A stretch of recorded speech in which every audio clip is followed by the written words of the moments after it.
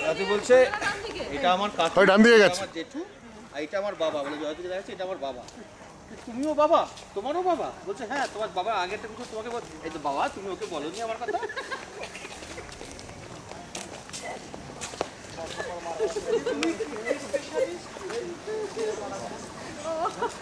আমি ক্লাস 10 পর্যন্ত উঠেছিলাম, তারপরে নামতে নামতে এখন ওরা ক্লাস 4-এ। শালা ও পাগলের ডাক্তার না, লোককে পাগল করে দিয়ে তারপর ডাক্তারি করে কে জানে। এই বাচ্চাগুলো কোথায় গেল? এই সামনে সামনে জুনিয়র সেকশন যেদিকে সেদিকে। এই দেবজিৎ দাঁড়িয়ে আছে, কি রাস্তা মাস্তা ডোডো করছে আছে। রে? এখন রুমে ফ্যান আছে? না আছে বাবা, আমার বাবা কি লড়ান লড়েছিল ফ্যানের জন্য, মনে আছে?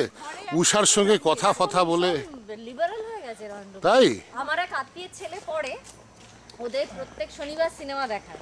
বাবা, মুন্না ভাই, তারপরে ওই যে কি একটা হলো না, আচ্ছা আচ্ছা তোমার আমরা খালি দেখতাম যত মত তত পথ, গৌতমের ছেলেকে এখানে ভর্তি করার ধস শালাকে মোড়ের মাথায়। সিনিয়র স্যার বলবে না ও।